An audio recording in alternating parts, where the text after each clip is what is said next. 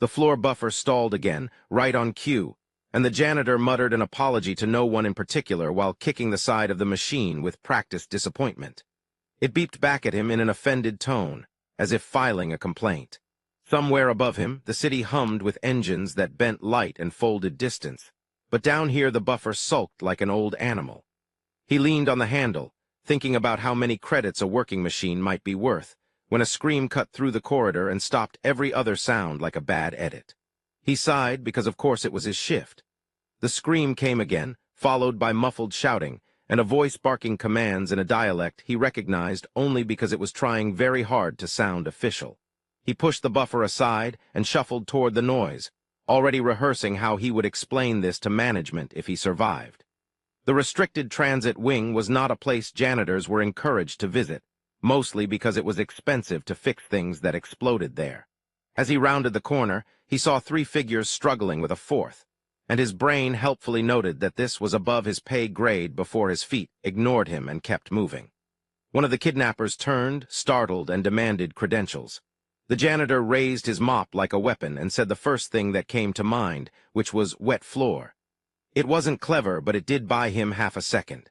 That half second was enough for something inside him to slip, like a latch he never knew existed.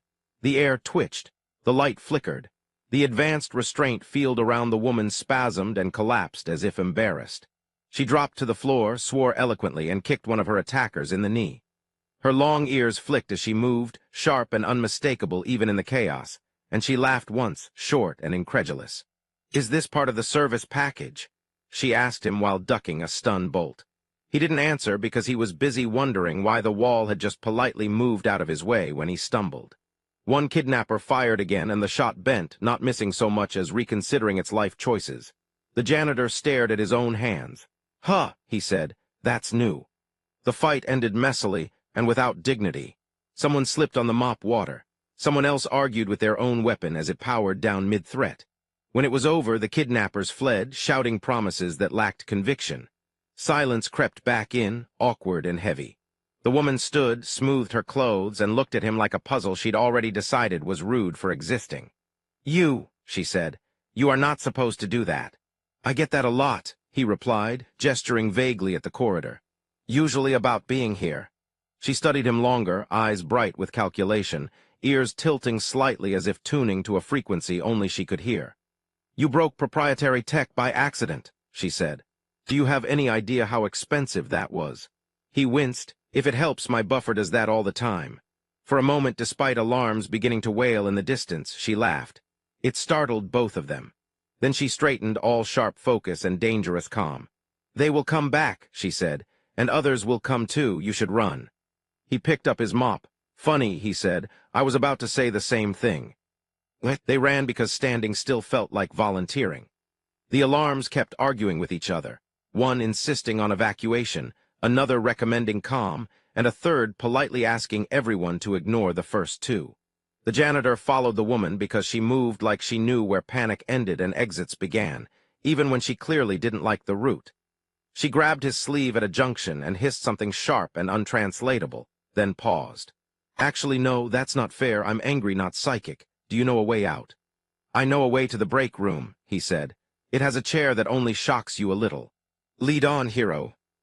They ducked through a maintenance hatch just as security drones flooded the corridor, loudly announcing their presence like they were proud of it. The janitor sealed the hatch behind them and waited for the metal to protest.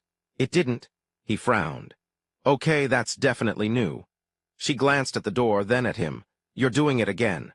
"Doing what?" "That," she said, as the hatch decided it had always been sealed and always would be. "Reality compliance. Humans are not cleared for that." "Well, I didn't fill out the paperwork." They moved fast, mostly because neither of them wanted to be caught explaining things. She talked while they ran, firing questions like diagnostics. Where was he born? Had he ever been tested? Did he experience headaches near quantum devices? Did vending machines fear him? He answered between breaths, mostly no, sometimes maybe, and once yes, but only the soda one. They stopped when she nearly collided with a wall that politely unfolded into a passage. She stared. "You didn't even gesture." "I blinked," he said, hard. She laughed again, then stopped herself, then laughed harder. "I'm worth enough to start a war," she said, And you're apologizing to walls. Walls have feelings, he said. Probably. A transmission crackled through the corridor speakers, calling her by a title he pretended not to hear. She responded by unplugging the speaker with her fingers and shaking them like she'd touched something dirty. They're going to assume I was rescued by professionals, she said. That I was guarded, that this was clean. He snorted. I spilled mop water on a criminal. That, she said, slowing, is the problem. She faced him fully now, eyes sharp, ears angled forward. If they learn what you are, they will want you hidden or owned. If they don't, they'll pretend you don't exist. Both sound familiar. They reached the break room. The chair shocked him a little. He yelped. She smirked. For a moment, with the alarms distant and the universe pretending nothing had changed, they sat. Then she stood. No, she said, answering a question he hadn't asked. I'm not going back quietly. She looked at him, really looked. You saved me by accident. I won't save myself on purpose. Somewhere far above them, decisions were already breaking. They didn't hide for long, mostly because hiding required a plan, and neither of them trusted plans anymore. The woman walked straight into a broadcast chamber and overrode the lock with a confidence that suggested she had grown up telling doors what to do. The janitor followed, carrying his mop, because he had lost it once already and wasn't emotionally prepared to do that again. When the chamber lit up and 100 systems tried to stop them at once, he felt that internal latch loosen, not violently this time, but like a hand he had finally decided to unclench. Every screen in the city blinked. She spoke first, calmly, brightly, like she was announcing a delay instead of detonating tradition. She named the kidnapping, named the factions behind it, named the lie everyone had agreed to live with. Then she gestured to him. This is the man who saved me, she said. He is a janitor. Please hold your applause until the end. He waved awkwardly. Hi. The systems pushed back. Security tried to cut the feed. The feed refused. Protocols demanded silence. Silence tripped and fell down the stairs.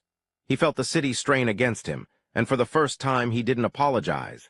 He focused instead, nudging things gently, like he did with broken machines, until resistance became cooperation. Somewhere deep in the infrastructure, something rewrote itself and decided humans were worth listening to. They came for them anyway, of course. Representatives, enforcers, allies pretending not to be. The woman stood her ground, sharp-tongued and unyielding, and when someone suggested the human be detained for his own safety, she laughed so hard it echoed. You've ignored them for centuries, she said. Now you're afraid of one man with a mop. He added, it's a good mop. Negotiations followed that felt more like arguments at a family dinner that had gone on too long. He was tested, scanned, argued over. He learned what he was, or at least what he wasn't. Not a weapon, not an accident, but a possibility no one had wanted. Humans weren't inferior. They were unpredictable in ways the universe hadn't budgeted for. That changed things. The woman chose exile from her old comforts and influence in exchange for something louder. She built a coalition instead of a throne. He was offered positions, titles, clothes that didn't itch.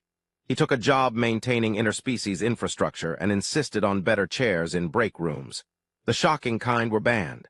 On his first official day, he walked through the city without being invisible. People nodded. Some laughed when they saw the mop. He laughed too. It felt lighter. When he passed the corridor where it had started, the floor was clean. He left it that way and kept walking toward a future that no longer pretended